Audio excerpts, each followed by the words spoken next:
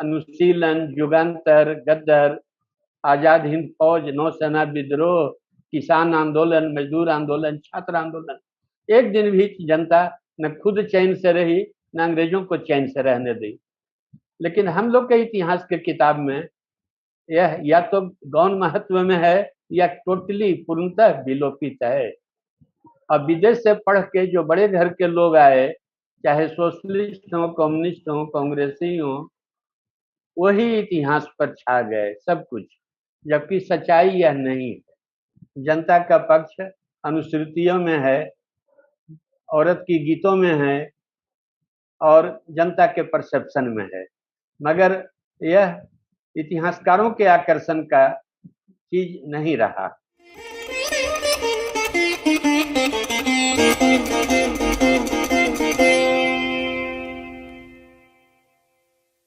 किसी भी देश के राष्ट्रीय सरकार की यह जवाबदेही होती है कि देशवासियों को ठीक ठाक और पक्षपात रहित इतिहास, भेदभावपूर्ण इतिहास से अलग हटकर बतलाए। भारत का इतिहास क्या है, दुर्भाग्य रहा है कि एक तरह के इतिहासकार सब्जेक्टिव कंडीशन पर ज्यादा जोड़ दिए। वो व्यक्ति के वीरता पर, व्यक्तिगत बहादुरी पर, व्यक्तिगत जीवन पर उनका एम्फेसिस रहा। दूसरे तरह के इतिहासकार थे, वो ऑब्जेक्टिव कंडीशन पर जोड़ दिए, वस्तुगत परिस्थितियों का चित्रण किया। ये दोनों तरह के इतिहास में एक बात गायब हो गई, जनता। पढ़े लिखे लोग जो विदेश से आए थे, वो कांग्रेस की स्थापना किए या कांग्रेस सोशलिस्ट पार्टी के किए या कम्युनिस्ट पार्टी के किए, उन्हीं का इतिहास रह गया। आम जनता जो लड़ी स्वाधीनता की लड़ाई में, यह या तो गौण रहा या विलोपित हो गया। मेरे कहने का आशा यह है कि जिस दिन साम्राज्यवाद ने भारत की धरती पर पांव रखे, जब सूरत में अंग्रेज अपनी कोठियां बना रहे थे, उसी समय जनता के तरफ से मरहटे सूरत लूटने के लिए सन्नद्ध हो रहे थे, तैयार हो रहे थे और लूटे। और तब से जनता का यह विद्रोह एक मिनट के लिए भी नहीं रुका, नहीं थमा। यह बराबर लगातार जारी रहा। चित्तूर के रानी के रूप में, बिरसा मुंडा के रूप में, तिलका मांझी के रूप में, नकलौत मांझी के रूप में, सिद्धो संताल के रूप में, तात्या भील के रूप में, भीमा नायक के रूप में, और जो चर्चा भी किया गया अभिनव, अनुशीलन, युगांतर, गद्दर, आजाद हिंद फौज, नौसेना विद्रोह, किसान आंदोलन, मजदूर आंदोलन, छात्र आंदोलन, एक दिन भी जनता न खुद चैन से रही न अंग्रेजों को चैन से रहने दी। लेकिन हम लोग के इतिहास के किताब में यह या तो गौण महत्व में है या टोटली पूर्णतः विलोपित है।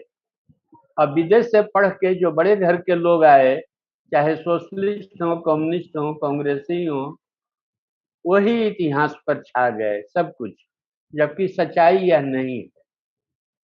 जिस तरह से हड़प्पा के इतिहास की गुत्थी उलझी हुई है, पूर्व वैदिक काल के इतिहास की गुत्थी उलझी हुई है, उसी तरह से प्रथम विश्व युद्ध और द्वितीय विश्व युद्ध के बीच के स्वतंत्रता संग्राम की गुत्थी भी उलझी हुई है। क्योंकि यह कहने वाला सही इतिहासकार, पक्षपात भेदभाव विहीन इतिहासकार अभी तक सामने नहीं आए। जनता का पक्ष अनुश्रुतियों में है, औरत की गीतों में है और जनता के परसेप्शन में है, मगर यह इतिहासकारों के आकर्षण का चीज नहीं रहा। एक बात ध्यान देने की है कि जब चर्चिल विरोध कर रहे थे भारत के आजादी का, तो इटली इंग्लैंड के संसद में जवाब दे रहे हैं कि यह भारत के हित में नहीं है स्वतंत्रता, यह हम लोगों के हित में है।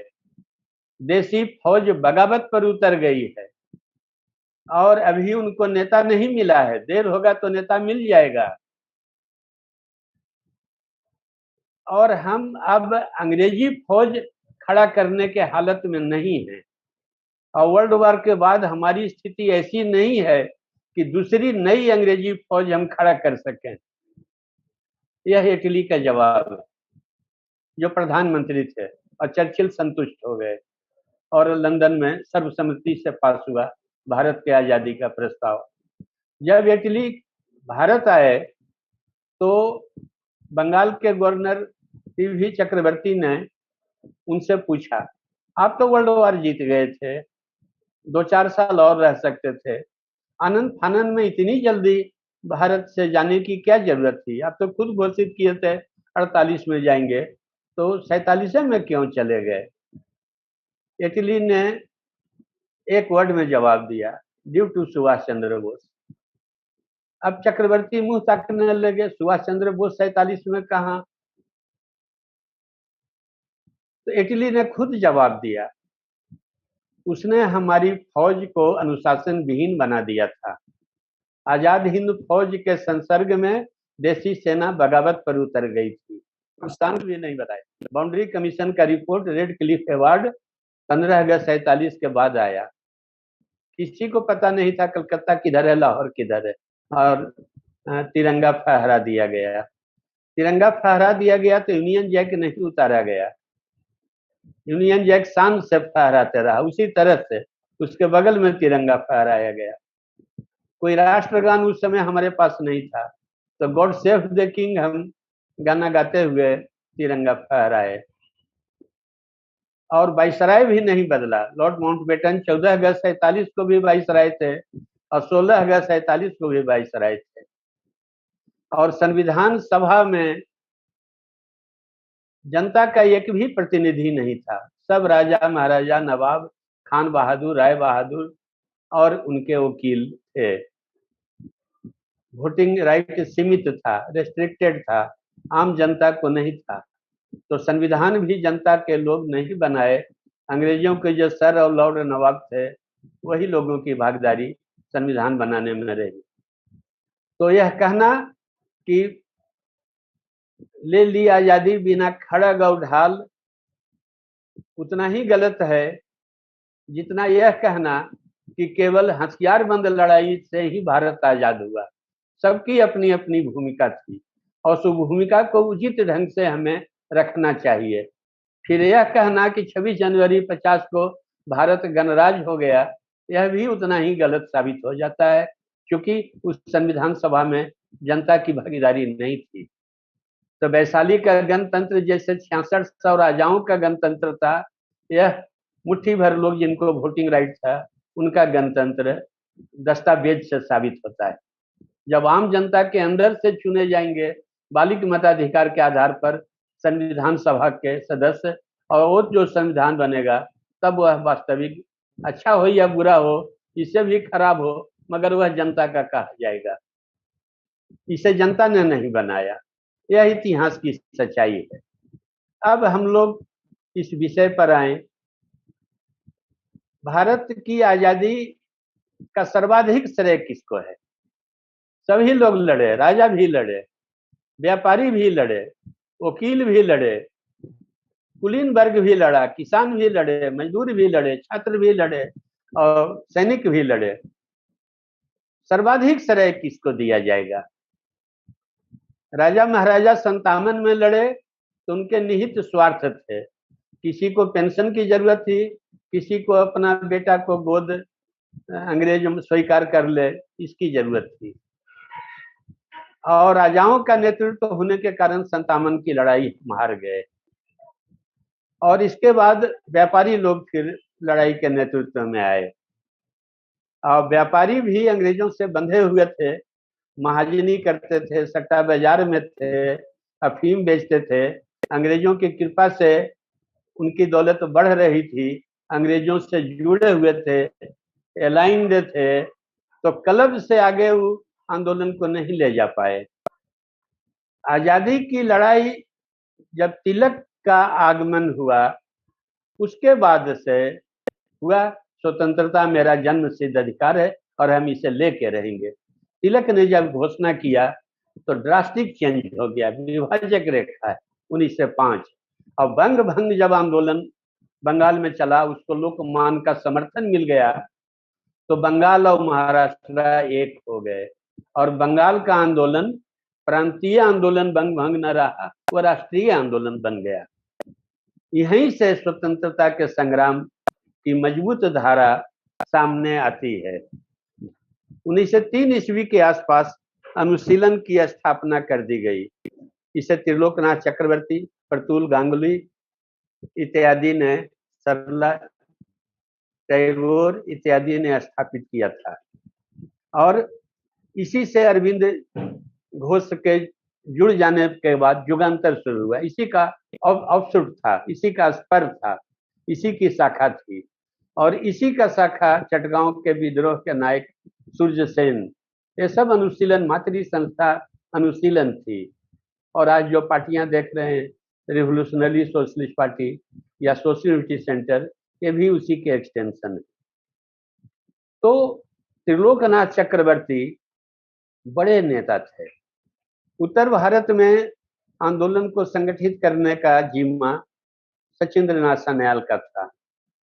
सचिंद्रनाथ सान्याल ने यह जिम्मा जोगेश चटर्जी को दिया और जोगेश चटर्जी ने गेंदालाल दीक्षित को निकाला। अब गेंदालाल दीक्षित के सहयोगी रामप्रसाद बिस्मिल थे। बिस्मिल के शहादत के बाद नेतृत्व चंद्रशेखर आजाद के हाथ आया और चंद्रशेखर आजाद के दल में अशफाक उल्लाह और भगत सिंह और सुखदेव, राजगुरु, जसपाल, ये सब लोग थे।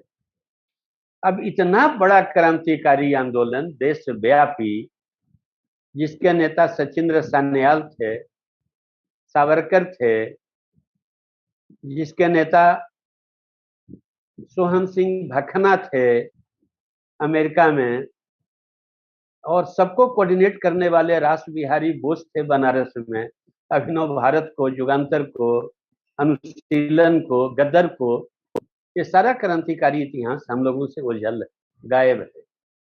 और इस बड़े क्रांतिकारी संगठन का सबसे छोटा पुर्जा भगत सिंह सारा स्पेस कब्जा कर लिए। तो यह कितना बड़ा षड्यंत्र है, एक व्यक्ति को उछाल करके और पूरे इतिहास को गायब कर देना, क्रांतिकारी इतिहास को। जो नहीं समझना चाहते हैं उनको तो लगेगा कि भगत सिंह को गौरवान्वित करके क्रांतिकारी आंदोलन को महिमा मंडित किया जा रहा है। बात ठीक उल्टी है। एक भगत सिंह को आगे करके पूरे क्रांतिकारी आंदोलन को गायब कर दिया गया, और जबकि वो सबसे छोटा पुर्जा थे। इसी ढंग से दलित आंदोलन में बहुत नेता थे और सारे दलितों को गायब करके अचानक अंबेडकर को सामने ला दिया गया, जो एक दिन भी आजादी की लड़ाई के लिए न लड़े, हमेशा अंग्रेजों के साथ रहे, वायसराय के काउंसिल में रहे, जिन्ना के साथ रहे, पूर्वी बंगाल से संविधान सभा में आए। लंबी कहानी है। चौराहे पर मूर्तियां लग गई और सारा दलित आंदोलन वो हड़प गए। इसी ढंग से सारे संसदीय लड़ाई को गांधी हड़प गए। गांधी ब्रिटिश फौज में अफसर थे, जुल्लू वार में भाग लिए सार्जेंट मेजर के हैसियत से, बोअर युद्ध में भाग लिए, भारत में आए तो प्रथम विश्व युद्ध में रिक्रूटिंग ऑफिसर थे, 1922 में गिरफ्तार हुए तो माफी मांगे। ये सब एफिडेविट कोर्ट में सब छप चुकी है, जो पढ़ना चाहें। और सारी चीजों को विस्मृत करके गांधी महानायक बना दिए गए और पूरा तिलक और बिपिन चंद्रपाल, लाला लाजपत राय और सीआर दास सब गायब कर दिए गए। तो हमारे इतिहास में यह गहरा षड्यंत्र हुआ, जो मैंने बात शुरू करने के पहले कहा था। कुछ इतिहासकारों ने सब्जेक्टिव कंडीशन पर जोर दिया, व्यक्ति ही सब कुछ है, बाबा नाम केवलम, और भजभज मंडली ढोलक झाल लेके स्तुति गान को तैयार हो गए। और दूसरे जो कम्युनिस्ट थे ऑब्जेक्टिव कंडीशन को कहा, लेकिन इतिहास भविष्य का पाथ फाइंडर बने, इसका ध्यान नहीं रखे और गांधी नेहरू के स्तुति के बहाना से सुविधा के हाथ उनकी भी यूनिवर्सिटी में, साहित्य अकादमी में, ललित कला अकादमी में चारों तरफ परवरिश होती रही। नेशनल बुक ट्रस्ट में सब जगह कम्युनिस्ट छाए रहे और कांग्रेस ने उनको यह पद इसलिए दिया कि ये अपना पाप भी छिपाएंगे और मेरा भी छिपाएंगे, यही हुआ। तो जैसे हड़प्पा की गुत्थी उलझी हुई है, स्वतंत्रता संग्राम की गुत्थी भी उलझी हुई है। इस संग्राम में सभी लोगों ने भाग लिया और सबसे ज्यादा मरणांतक युद्ध आदिवासियों ने किया। सीधो संथाल को लें, 1854 का विद्रोह, बिरसा मुंडा को लें 1900 का विद्रोह, भीमा नायक को लें 1857 का विद्रोह। अब किसी को भी उदाहरण के स्वरूप लें, कोई आदिवासी पीछे न हटा। चाहे हम रहें चाहे तुम रहो, दोनों एक साथ नहीं रह सकते। अंग्रेजों से मरणांतक युद्ध किया। और इतिहास से गायब है। लोगों ने उनको सबाल्टर्न कहा, रीजनल कहा, लोगों ने उनको सेक्टेरियन कहा और वर्निकुलर कहा। क्या क्या वर्ड पढ़े लिखे इतिहासकार शब्द इजाद किए और उनको दोयम दर्जे का बना दिया। 2-2 लाख आदमी को बिरसा मुंडा लीड कर रहे हैं, 25-25 हजार आदमी एक एक लड़ाई में मारे जा रहे हैं। वो राष्ट्रीय नेता न है तो फिर कौन दूसरा है? अच्छा, उसका लड़ने का ढंग कितना अच्छा। सिर्फ आदिवासी नहीं, जो अन्य गरीब थे सबों को जोड़ करके संयुक्त मोर्चा बनाया। साम्राज्यवाद से भी लड़ा, मिशनरी से भी लड़ा, महाजन से भी लड़ा, जमींदार से भी लड़ा। इतना मुकम्मल लड़ाई तो कोई आज तक के रूप नहीं दे पाया। लेकिन हम विश्लेषण में भी ये सब चीजों को गायब कर देते हैं टोटली। आज भी वह पथ प्रदर्शक हो सकता है, जैसे राम बानर भालू से जुड़े, कृष्ण गाय चराने वाले से जुड़े, शिवाजी भेड़ी चराने वाले से जुड़े। इसी ढंग से बिरसा मुंडा सारे शोषण के खिलाफ सारे गरीबों को एकजुट करके आज टॉर्च बियरर है, पाथ फाइंडर है भविष्य का, लेकिन वह इतिहास से गायब है। तो आदिवासी लड़े, बहुत किताबें हैं, लेकिन उनका महत्व रेखांकित नहीं किया गया, बस चर्चा हो गया और सेक्टेरियन और रीजनल कह के दोयम दर्जे का बना दिया गया। औरतें लड़ी है, कहीं भी औरतें पीछे नहीं रही है। मेरा फेसबुक पढ़िए, डेली करीब 200-250 औरत का हम जीवनी लिख चुके हैं और हर जगह औरत आपको मिलेगा। भगत सिंह के ग्रुप में प्रकाशवती, सुशीला दीदी, दुर्गा भाभी, आजाद हिंद फौज में, वो हर एक जगह औरत मिलेगी। कोई भी ऐसा संघर्ष नहीं है जिसमें औरत अपना प्राण न दी। लेकिन औरतों पर कोई किताब आपको मार्केट में न मिलेगा। जंगे आजादी में मुस्लिम समाज भी लड़ा।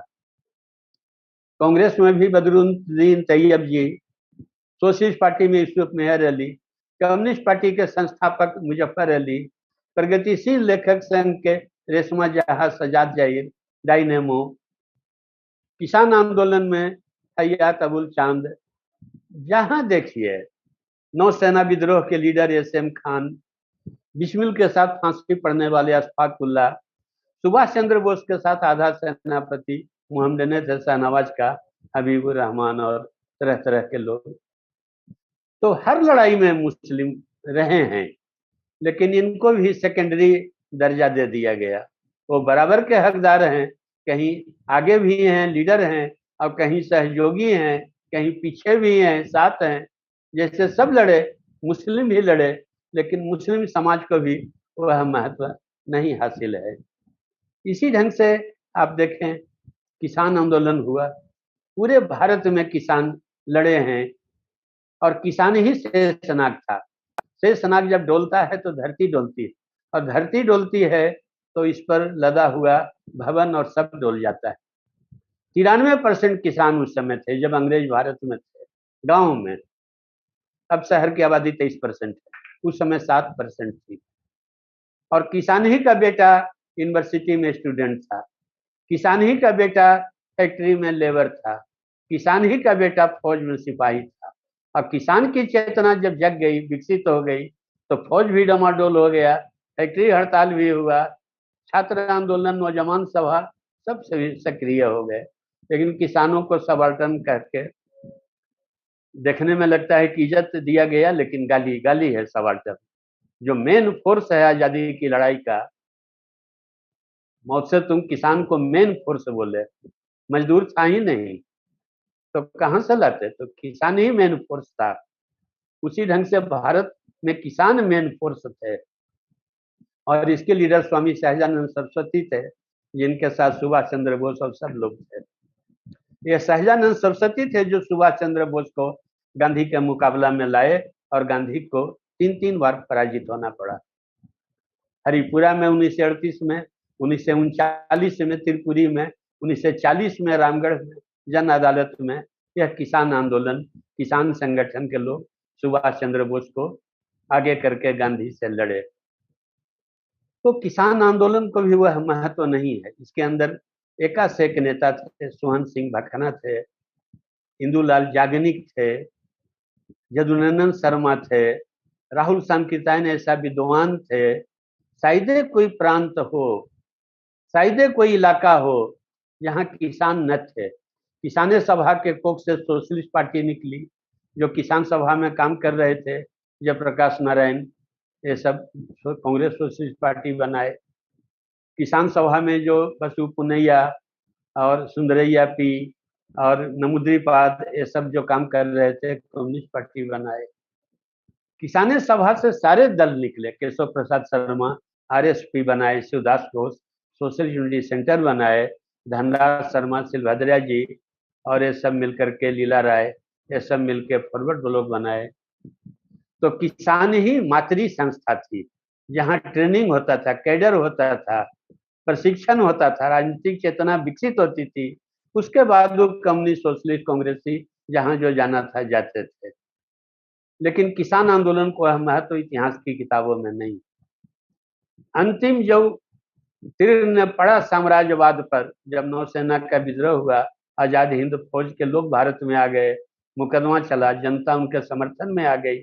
उस समय फैक्ट्री के मजदूर हड़ताल पर उतर गए, और जब फैक्ट्री के मजदूर हड़ताल पर उतर गए और सेना में विद्रोह हुआ, अंग्रेज को दीवाल की लिखावट समझ में आ गई और तुरंत भारत छोड़ के भाग गए। ये लोग आजादी न ले रहे, कभी तो फॉर्मेट तय न हुआ है, फ्रेमवर्क तय नहीं हुआ है। इतना जल्दी अब कैसे हमें छोड़ करके चले जाएंगे बिना सब कुछ फाइनल किए।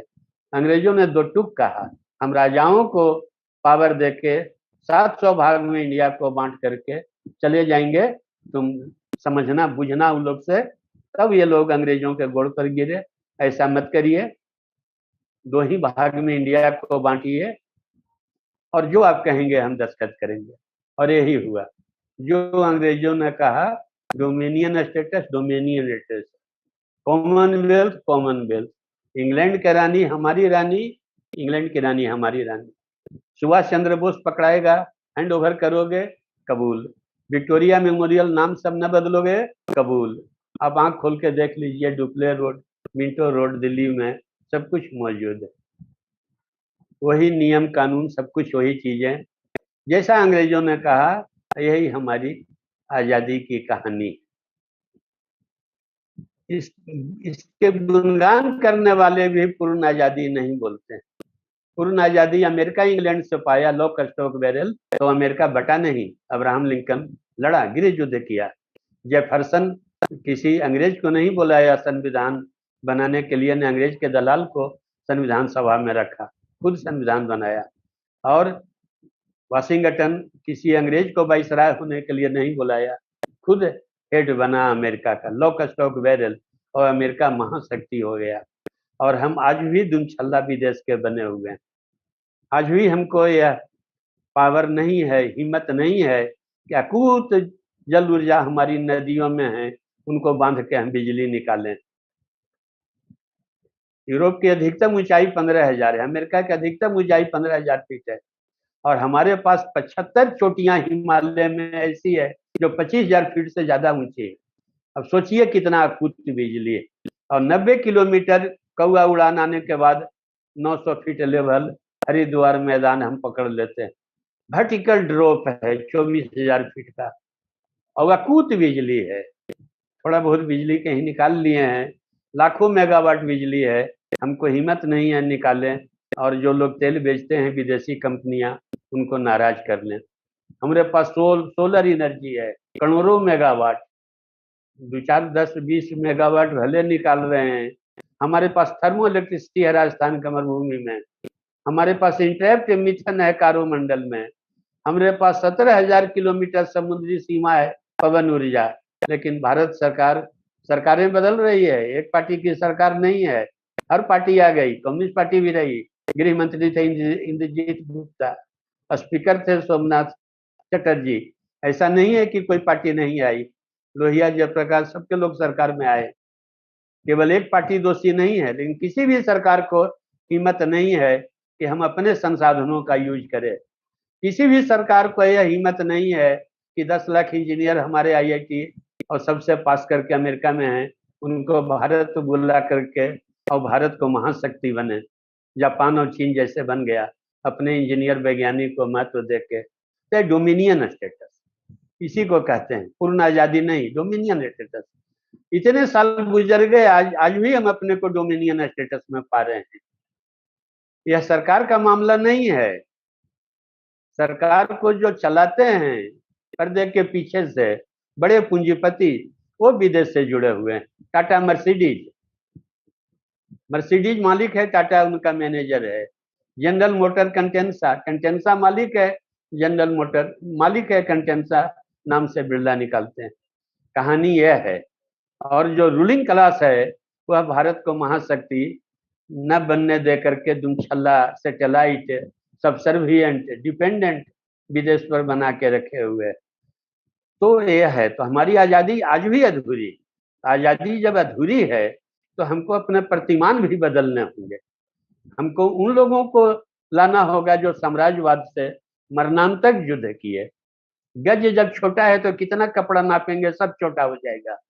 संसदीय लड़ाई जो लड़े हैं उनका भी महत्व था, लेकिन उन्हीं को सारा महत्व दे करके हम नपुंसक हो जाते हैं। तो जो आजादी के लिए लड़े, प्रथम विश्व युद्ध और द्वितीय विश्व युद्ध के बीच में आदिवासी, महिला, छात्र, नौजवान, किसान, मजदूर, नौसैनिक, अनुशीलन, युगांतर, गद्दर, अभिनव भारत, सबकी कहानी लाना पड़ेगा। आजकल सावरकर का नाम उछाला जा रहा है। सावरकर ने माफी मांग लिया। एक क्रांतिकारी हमसे बोले, हम समझ गए कहां से पढ़ के बोल रहे हैं, लिंक में छपा था। हम कहे कितना बार माफी मांगा? तो 7 बार। हम कहे कि आपको ये बुझा नहीं रहा है, एक बार माफी काफी होता है। गांधी एक बार 22 में माफी मांगे। हम ब्रिटिश नागरिक हैं, हम अंग्रेजों के खिलाफ कैसे जा सकते हैं? और 43 तक के लिए वह मान्य हो गया और जवाहरलाल नेहरू को माफी भी नहीं मांगना पड़ा, अंग्रेज अपना समझते रहे। और 7-7 बार माफी मांगने पर भी 28 साल सावरकर जेल में है। तो आपको कुछ समझ में नहीं हट रहा है? तो चुप हो गए और फिर बोले कि हाँ जी आप ठीक कहते हैं। तो सावरकर तो वायसराय के काउंसिल में नहीं रहे कभी, अम्बेडकर वायसराय के काउंसिल में रहे, गोखले वायसराय के काउंसिल में रहे, तेज बहादुर सप्रू वायसराय के काउंसिल में रहे। ये सब लोग राष्ट्रीय नेता हैं और सावरकर गद्दार है। बहुत सारे पढ़े लिखे लोग अंग्रेजों के साथ थे, सावरकर भी थे, गांधी भी थे, जयप्रकाश भी थे, नेहरू भी थे। जयप्रकाश जेल से भागे, अंग्रेजों के क्या बिगाड़े? कहीं कुछ न मिलेगा। अंग्रेजों से हथियार मांगे, सुबह से हम लड़ेंगे। तो सब तो अंग्रेजे खड़ा किए। हर्बर्ट मिलर सोशलिस्ट पार्टी बनाया, Philip Spratt Bradley communist party खड़ा किया, ह्यूम कांग्रेस खड़ा किया। तो हम लोग इतिहास में ईमानदारी नहीं बरतते। देश का बड़ा हिस्सा landlord association, chamber of princess, FICCI, व्यापार मंडल और उनके प्रतिनिधि, ये सब अंग्रेजों के साथ थे। तो ये बात हमें डट करके कहनी चाहिए। और जो कमाने वाली जनता थी, नौजवान थे, सैनिक थे, किसान थे, आदिवासी थे, एक मिनट भी अंग्रेजों को बर्दाश्त करने को तैयार नहीं थे। और वो लोग लड़े और मरणांतक युद्ध लड़े और उनकी कहानियां गायब हैं। एक बिहार का हम गीत सुना देते हैं।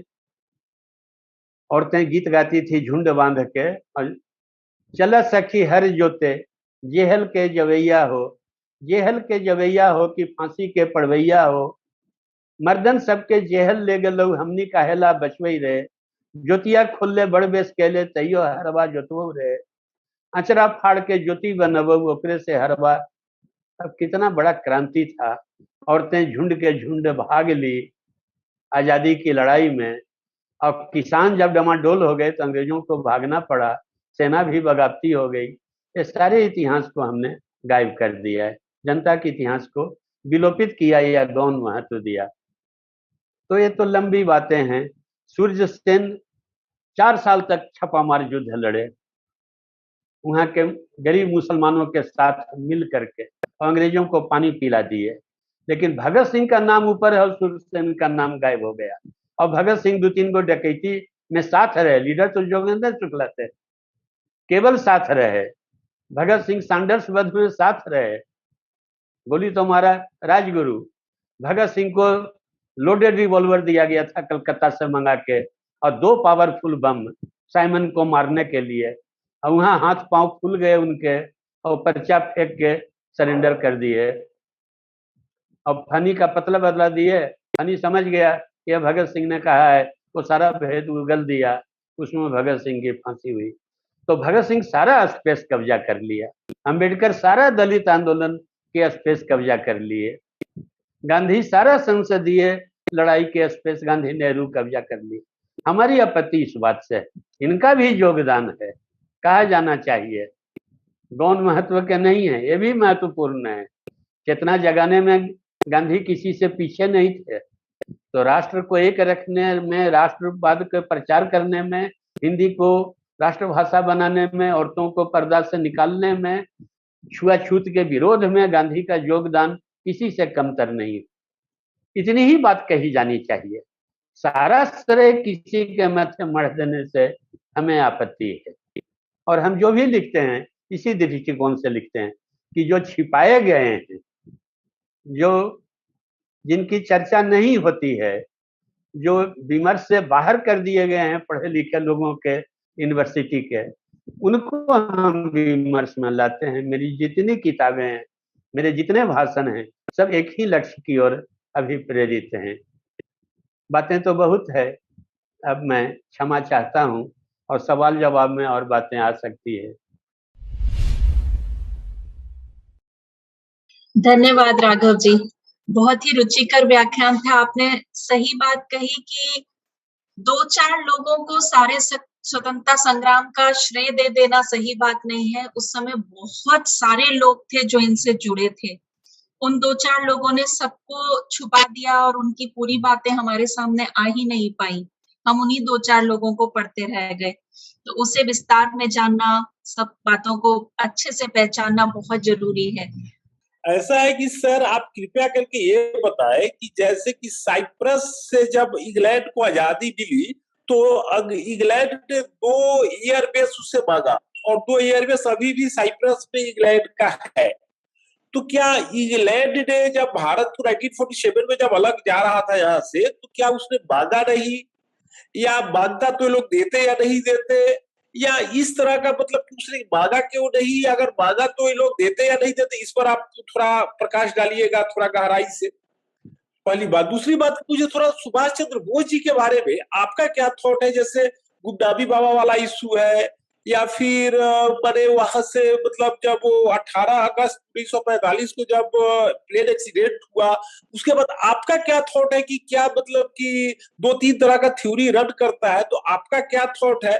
और मतलब थोड़ा इस पर हमको आप प्रकाश डालिए। अच्छा, एक और सवाल कि जैसे महात्मा गांधी की जब हत्या हुई तो ब्रेटा रिवाल्वर था, मतलब कि हम आपका लेक्चर सुने हुए हैं आपका महात्मा गांधी की हत्या पर, लेकिन फिर भी ब्रेटा रिवाल्वर से हत्या किया गया। उस समय भारत में सिर्फ 3 ब्रेटा रिवाल्वर था, और वह भी ब्रेटा रिवाल्वर वर्ल्ड वॉर 2 में इटली वगैरह से आया था। तो उस पर भी कृपया करके थोड़ा आपको प्रकाश डालिए और हमारा ज्ञान, हम लोग का ज्ञान थोड़ा बढ़ाइए, कृपया करके। आपके सवाल बहुत उत्तम है, इतना उत्तम है कि मैं आपका मुरीद हो गया हूं। साइप्रस वाली बात को ध्यान में लें। साइप्रस का भी बंटवारा हुआ, भारत का भी बंटवारा हुआ, यह दोनों में समानता है। अब साइप्रस का बंटवारा सीधे सीधे हो गया, मुस्लिम और क्रिश्चियन के आधार पर। भारत का बड़ी चालाकी से वही काम भारत में किया गया, बड़ी होशियारी से। और यह कहीं भी पढ़ने को आपको न मिलेगा। आप अपने बुद्धि पर जोर डालेंगे और मेरे बात पर गौर करेंगे और तर्क से खुद ही आप इसी निष्कर्ष पर आएंगे। यह चालाकी क्या थी? अंग्रेजों ने गिलगिट कश्मीर राजा के हाथ में नहीं रहने दिया। 60 साल के लिए लीज पर ले लिया था। अंग्रेजों को मध्य एशिया में रोल अदा करने की बड़ी तड़प थी। रूस बढ़ते आ रहा था यूरोप से और कश्मीर के बगल तक पहुंच गया था। तो अंग्रेजों की भारी चिंता थी और राजा संभाल पाएंगे डाउट था। तो अंग्रेजों ने खुद अपने कब्जे में गिलगिट को ले लिया, राजा से अलग करके, गिलगिट एजेंसी बना करके। और 15 अगस्त 47 को जब भारत आजाद हुआ तो मेजर ब्राउन पाकिस्तान का झंडा फहरा दिया। 15 अगस्त 47 को अंग्रेज सेनापति जो गिलगिट में तैनात था, धनसारा सिंह ब्रिगेडियर को गिरफ्तार कर लिया गया।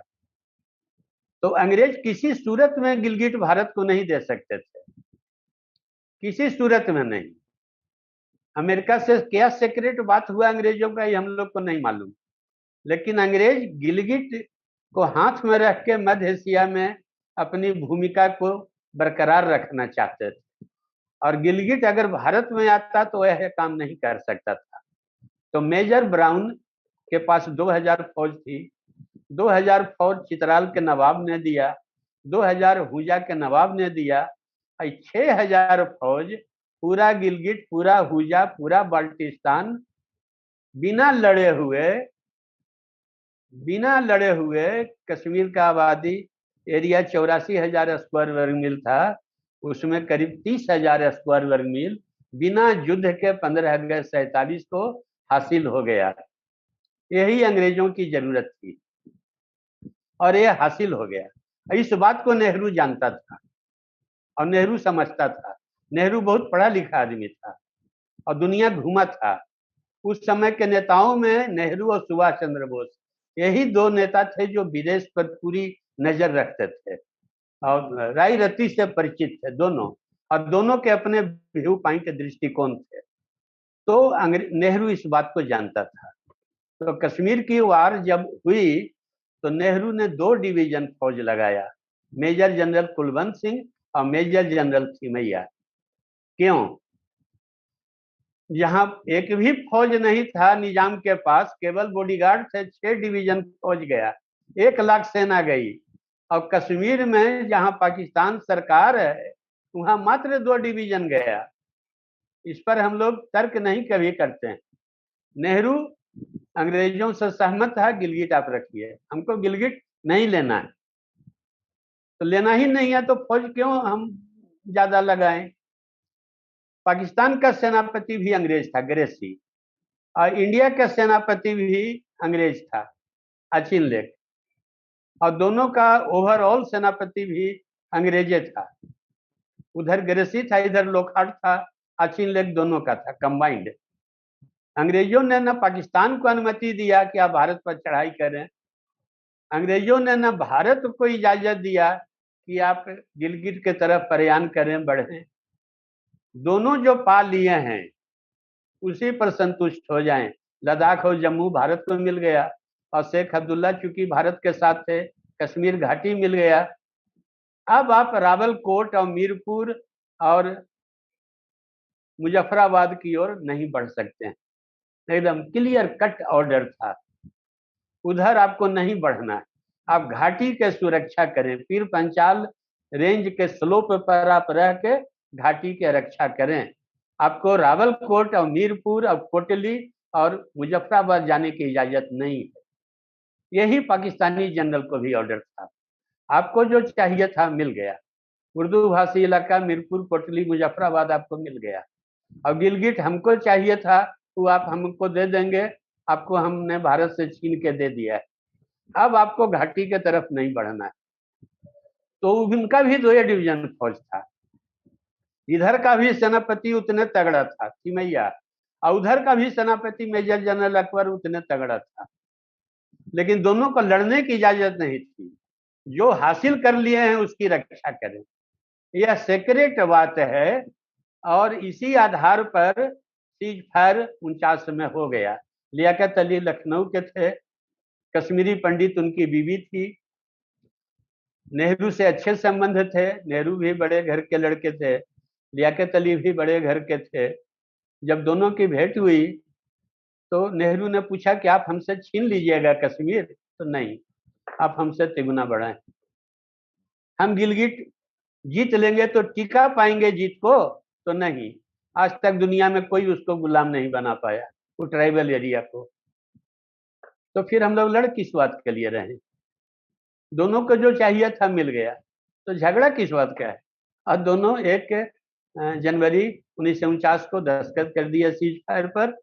और लियाकत अली जैसे हवाई अड्डा से उतरते हैं, मेजर जनरल अकबर खान को गोली मार दिया। मेजर जनरल अकबर खान को विश्वास था कि भारत से हम पूछे छीन लेंगे, क्यों सीज फायर हुआ। और थिमैया को विश्वास था कि टैंक हम उतार दिए हैं कारगिल में, जाड़ा जैसे खत्म होगा हम स्कर्दू छीन लेंगे बाल्टिस्तान। तो दोनों सेना के चाह आह में बदल गया, दोनों जगह के सेना नाराज रही अपने नेताओं से। तो यह बंटवारा तय था, जैसे साइप्रस का तय था, ये तय था गिलगिट अड्डा बनाने के लिए अमेरिका को दिया जाएगा और घाटी जम्मू भारत संतोष करे, ये बात है। दूसरी बात सुभाष चंद्र बोस की, जो आप कहे, सुभाष चंद्र बोस रूस में गए, भागे भी थे रूस के लिए, लेकिन जर्मन की चढ़ाई जब रूस पर हो गई तो रूस के राजदूत ने हाथ खड़ा कर दिया, हम आपकी कोई मदद नहीं कर सकते, अभी हम इंग्लैंड के खिलाफ कुछ न करेंगे। तो सुभाष बोले कि तब हमको आप जर्मनी पहुंचा दीजिए। तो रूस की मदद से वो जर्मनी पहुंच गए। तो रूस पर उनको बहुत विश्वास था, अपने लीजियन को ऑर्डर कर दिए थे कि रूस के खिलाफ नहीं लड़ना है। इस पर हिटलर नाराज होकर 4000 सेना में 3000 को मरवा दिया और सुभाष चंद्र बोस के दोस्त को मरवा दिया। सुभाष चंद्र बोस भी अगर जर्मनी रहते मारे जाते, लेकिन संयोग से जापान आ गए। और जापान जब सरेंडर कर रहा था तो जापान को बोले कि हमको रूस पहुंचा दीजिए। तो अब रूस के लिए जहाज उड़ा और जो हुआ सो रूस में हुआ। इसी बात को छिपाने के लिए तरह तरह के अफवाह उड़ाया जाता है। अटल बिहारी ने इसे साफ साफ कह दिया, मैं दस्तावेज लीक नहीं कर सकता हूं, किसी मित्र राष्ट्र से संबंध खराब हो जाने का खतरा है। तो यह मामला राज ही रहेगा, 50 साल के बाद खुलेगा। इस पर कोई बोलना नहीं चाहता है, क्योंकि हम रूस से हम लोग के संबंध अच्छे हैं। मैं कहाँ से कह रहा हूँ, तो जो सुभाष चंद्र बोस के साथी लोग थे, उनके इंटरव्यू के आधार पर, केशव प्रसाद शर्मा आरएसपी के जनरल सेक्रेटरी थे, और लोग उनके आधार पर मैं कह रहा हूँ। तीसरी बात जो आपने कहा, इटालियन ब्रेटा रिवॉल्वर, हे राम फिल्म देखिएगा, राजा रिवॉल्वर सावरकर को दे रहा है और सावरकर यशस्वी भव आशीर्वाद दे रहे हैं। और स्टैनली बोलपट का सिनेमा है 9 आवर्स टू रामा, अमेरिका हम गए तो देखे, आप उसमें ये सब चीजें पाएंगे। तो महाराजा सिंधिया का रिवॉल्वर था, सावरकर को दिया, सावरकर नाथूराम को दिया। आप पढ़ेंगे माउंटबेटन की आत्मकथा, एक ने मारा दूसरे ने मर जाने दिया, सावरकर ने मारा और पटेल ने मर जाने दिया। अब इसके व्याख्या की जरूरत है, लंबी बातें हैं, ये सब बातें छिपाई गई है।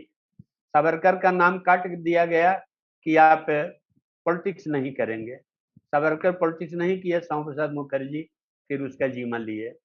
अंग्रेज भी सावरकर से वचन ले लिए थे, आप पॉलिटिक्स नहीं करेंगे, लेकिन सावरकर ने कभी गद्दारी नहीं की। हाँ, वो पहले ऐसा उग्र और क्रांतिकारी नहीं रह गए। जब मुफला में बहुत से हिंदू मारे गए तो उनका ध्यान हिंदू महासभा को मजबूत करने की तरफ गया और गृह युद्ध की तैयारी में थे, पाकिस्तान के सपोर्टर नहीं थे। भारत आजाद होगा, फौज में हम ज्यादा संख्या में गृह युद्ध से इंडिया को यूनाइट रखेंगे, जैसे लिंकन रखा। अब सावरकर के ख्याल गलत हो सकते हैं, लेकिन सावरकर गद्दार नहीं थे। मैं बहुत ही ज्यादा इम्प्रेस हुई पूरी आपकी, मैंने पहली टॉक भी सुनी थी।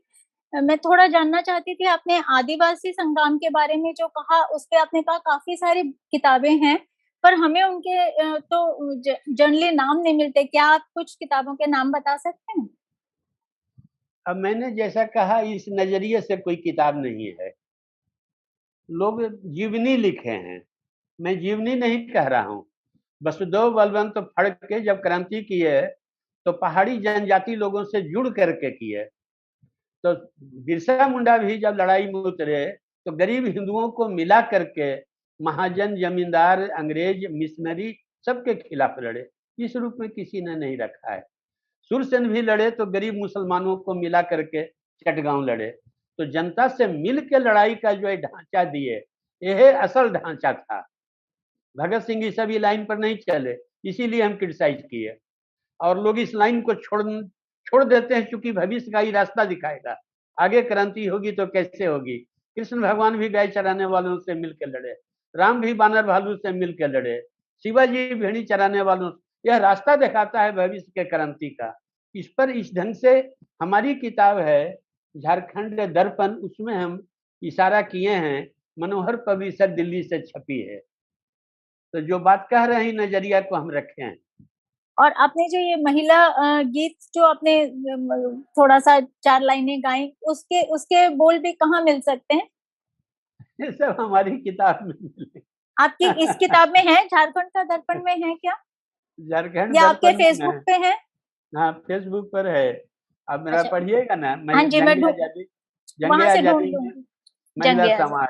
हाँ, हाँ जी, तो वहां से ढूंढ लूंगी। हाँ, लगातार 3 साल से हम क्रांतिकारियों पर लिख रहे हैं, तो आपको सब मिल जाएंगे। राघव जी की फेसबुक साइट पे बहुत रेगुलर पोस्ट आती बहुत रहती हैं। बहुत गाना ऐसे है। गोरका लो गाँव रे, टिकुली छोड़ा, सेनुर छोड़ा, लाठी लेके भगाओ रे, अलई सावन के महीना में डूब लई पोरे पोर, धन रोपनी गा रही है। सावन के महीना में पोर पोर पानी में डूब गया। अलई अगहन के महीना में ललकई सब बटोर, जमींदार अगहन में सब छीन लेता है। सुबह दिन भर तो खेत में खटते हैं, रात जमींदार के सेज पर सोते हैं।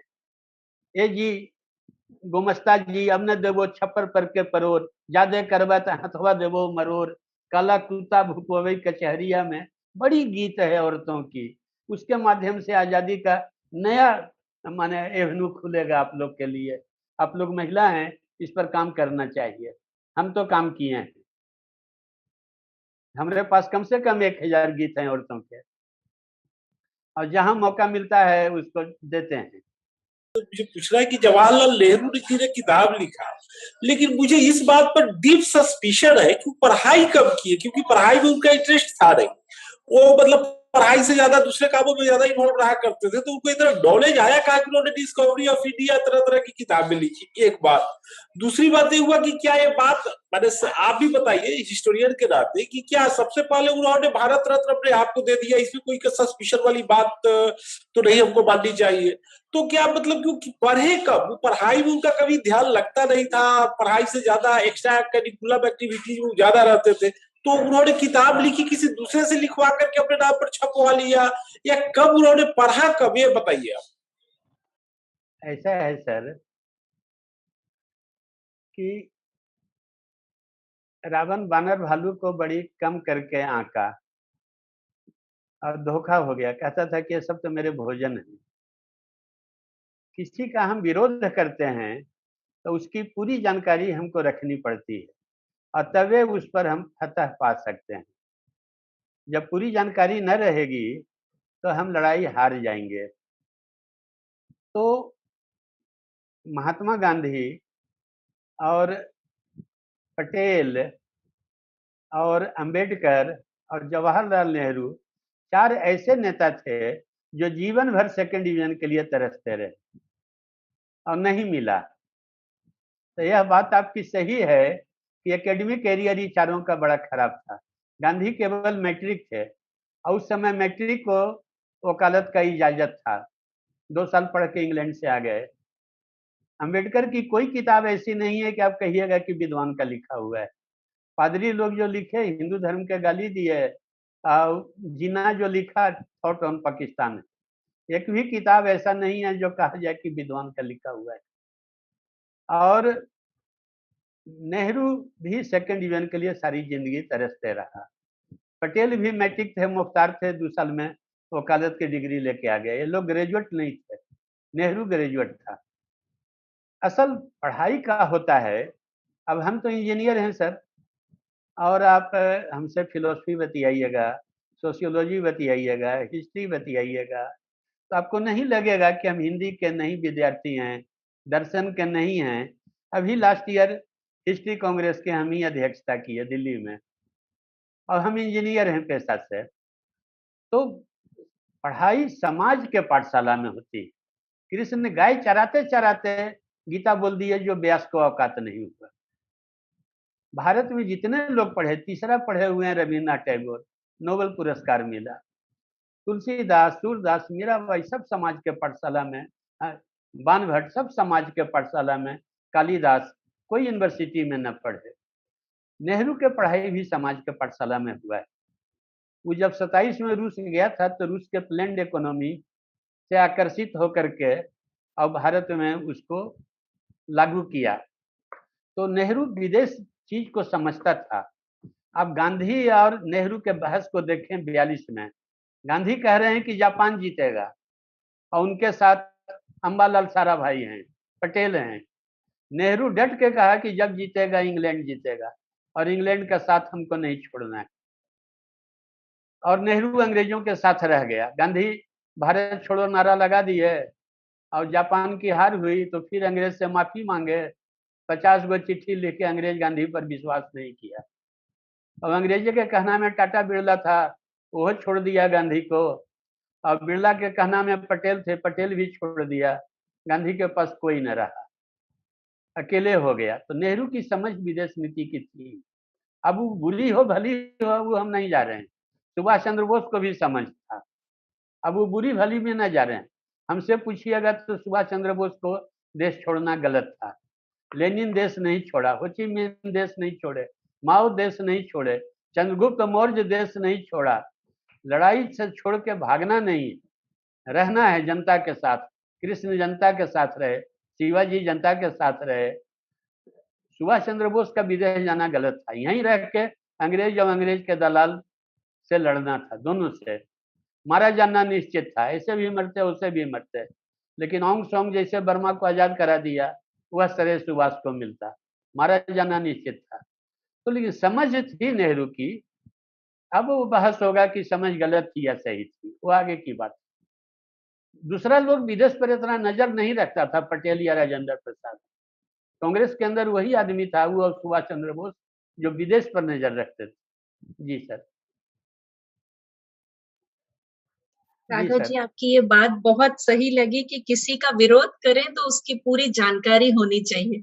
बहुत सही बात कही आपने ये। अब हम नेहरू को कितना गाली देंगे? अब भाखड़ा नंग, भिलाई, दुर्गापुर, हटिया, राउरकेला और हम हटा देंगे। जब तक वो है तो नेहरू रहेगा। नेहरू को हटा सकते हैं, वो बोरो टेक्नोलॉजी लिया वहां, उसको अपना टेक्नोलॉजी, माओ ऐसा, जापान ऐसा, फ्रांस ऐसा डेवलप, और नेहरू को वहां गाली देते हैं जहां नेहरू मजबूत है। अब नए सरकार को है हिम्मत भाखड़ा दंगल बनाने का। भिलाई, राउरकेला, दुर्गापुर खड़ा कर देंगे। इंजीनियर को, वैज्ञानिक को नेहरू महत्व दिया। विश्वेश्वरैया इंजीनियर, मेघनाथ साहब वैज्ञानिक, भाभा वैज्ञानिक।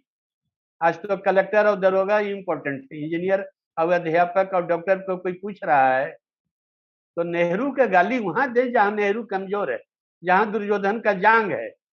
वो स्वावलंबन पर नहीं गया, बोरो टेक्नोलॉजी पर गया, लेकिन विज्ञान पर गया। और गांधी तो अंधविश्वास में है, चरखा में है। अब पानी गया 1200 फीट गहरा महाराष्ट्र में, तो बिना मशीन के वो कैसे पानी निकलेगा? लाठा कुड़ी कुइया से अपटवन होगा। तो गांधी बात तो मर गया, और नेहरू तो जिंदा कर दिया 150 करोड़ को, हीरा कुंड और भाखड़ा नंगल और गंडक को कोसी बना के। इसलिए गाली वहां दे जहां नेहरू कमजोर है। हम लोग भी गाली देते हैं बोरो टेक्नोलॉजी पर, उसको स्वावलंबन पर बढ़ना चाहिए था। ऑंग सॉन्ग ऐसा, डिबेलोरा ऐसा, मुस्तफा कमाल ऐसा, मौसे तुंग ऐसा, जनरल डिगाल ऐसा, वो विदेश के दलाली में गया। यहाँ नेहरू कमजोर है। नेहरू भाखड़ा नंगल, भिलाई, राउरकेला, दुर्गापुर में कमजोर नहीं है। बहुत ही इंटरेस्टिंग टॉक है ये। एक क्वेश्चन था कि अभी का जो इतना बदलता हुआ परिवेश है, जिसमें अमेरिका अफगानिस्तान छोड़ के जा रहा है, यूरोप कमजोर पड़ता जा रहा है, चाइना हाँ जी, बहुत तेजी से ऊपर उठ रहा है, तो इस ऐसे बदलते हुए परिवेश में, ऐसा पृष्ठभूमि में हिंदुस्तान का किस तरह का रवैया होना चाहिए? क्या अप्रोच होना चाहिए? हमने तो अपने भाषण में स्पष्ट कर दिया सर। चीन उठा अपने संसाधन का उपयोग करके। हमारे पास संसाधन है solar energy, wind energy, thermo electricity, interact methane, hydel energy और हमारे इंजीनियर वैज्ञानिक। तो जब तक इसको आधार बना करके हम न बढ़ेंगे, हम विदेश से लक्स और कोका कोला और ये सब चीज लेंगे, सर्फ और हीरो होंडा और टाटा मर्सिडीज, तो हम तो दुमछल्ला रहेंगे, महाशक्ति नहीं बन पाएंगे। अतीत में हम महान बने थे आर्यभट्ट के बदौलत, भास्कर के बदौलत, बराहमीर के बदौलत। ज्ञान को हम इंपॉर्टेंस दिए थे। अब ज्ञान का अधीन बल और धन था। अमेरिका महाशक्ति है ज्ञान के बल पर। बल के बल पर महाशक्ति होना रहता तो रूस आज भी महाशक्ति रहता। तो ज्ञान है, भारत को ज्ञान पर जोर देना चाहिए और अपने वैज्ञानिक इंजीनियर को भारत वापस बुलाकर यहाँ लेबोरेटरी और सब चीज और खड़ा करना चाहिए। बहुत सारे जो क्रांतिकारी होते थे वो पूरा टाइम जो स्वतंत्रता का संग्राम हुआ उसमें ऐसा होता था कि अंग्रेज उनको उठा के जेल में डाल देते थे और फिर उनको बहुत प्रताड़नाएं दी जाती थी, बहुत कुछ होता था। लेकिन नेहरू के बारे में ऐसा कभी सुनने को नहीं मिलता, बल्कि नेहरू के बारे में सुनने को ये मिलता है कि उनको स्विट्जरलैंड भेज दिया गया, उनको यहाँ भेज दिया, वहाँ भेज दिया। तो ये ऐसा क्यों होता था कि मतलब उनके साथ इतना अच्छा? आपका सवाल ठीक है सर। अंग्रेज जैसे ही देश में आए वो समझ गए कि एक दिन हमको जाना है। स्पेन, पुर्तगाल, फ्रांस, बेल्जियम के भी साम्राज्य थे, लेकिन वो लोग ये बात को नहीं समझे, उनका कॉमनवेल्थ नहीं बना। अब अंग्रेज जब ये देश में आया तो अपना सपोर्ट बेस खड़ा करना शुरू कर दिया। Chamber of princes, union jack जिंदाबाद। Land holder association, union jack जिंदाबाद। फिक्की व्यापार मंडल, यूनियन जैक जिंदाबाद। जातीय सभा, क्षत्रिय महासभा, ब्राह्मण महासभा, यूनियन जैक जिंदाबाद। दलित आंदोलन, यूनियन जैक जिंदाबाद। ओ कांग्रेस, यूनियन जैक जिंदाबाद। Hume, socialist party, Herbert Miller, बातचीत में मार्क्सवाद, व्यवहार में गांधीवाद। कम्युनिस्ट पार्टी 42 में अंग्रेजों की मदद करो, जिंदगी है मौज में, भर्ती हो जा फौज में, ग्रो मोर फूड। ये सारे दल अंग्रेजों के थे, कोई अंग्रेजों से नहीं लड़े। और जिनको हम क्रांतिकारी समझते हैं वे फासिस्ट थे, क्रांतिकारी नहीं थे। क्रांति नहीं समझने के कारण हम क्रांतिकारी बोलते हैं। वो लड़े बहादुरी से, प्राण दिए, कोई शक नहीं, ईमानदार थे। लेकिन क्रांति होता है, सरकार बदलने को क्रांति नहीं कहते हैं। क्रांति कहते हैं जब रूलिंग क्लास डिसलॉज होता है। अमेरिका में रूलिंग क्लास, विदेशी पूंजी डिसलॉज हो गई और देशी पूंजी आई, क्रांति हो गया। रूस के फरवरी क्रांति में जमींदार डिसलॉज हो गया, व्यापारी करेंसी आया, उसको फरवरी क्रांति कहते हैं, जनवादी क्रांति। और व्यापारी डिसलॉज हो गए, मजदूर आए, उसको कहते हैं बोल्शेविक क्रांति। चीन में भी यही हुआ। रूलिंग क्लास जब डिसलॉज होता है, ये भगत सिंह ये सब रूलिंग क्लास डिसलॉज के लिए नहीं लड़ रहे थे, अंग्रेज को मार रहे थे, आतंक पैदा करके भगा देंगे। लेकिन हम लोग शब्द के अभाव में ये सबको क्रांति कहते हैं। क्रांति है किसान मजदूर को संगठित करके देश प्रेम के साथ, जन संस्कृति के साथ, जो बिरसा मुंडा डिस्प्ले किए, भीमा नायक डिस्प्ले किए, जन संस्कृति के साथ, जनता को साथ लेके और रूलिंग क्लास को डिसलॉज कर देना। रूलिंग क्लास, रूलिंग पार्टी नहीं। कांग्रेस को हटाना, भाजपा को हटाना, सोशलिस्ट हटाना, कम्युनिस्ट हटाना ही क्रांति नहीं है। व्यवस्था बदलना, fundamental change, total change, abrupt change, sudden change, बुनियादी परिवर्तन, आमूलचूल परिवर्तन।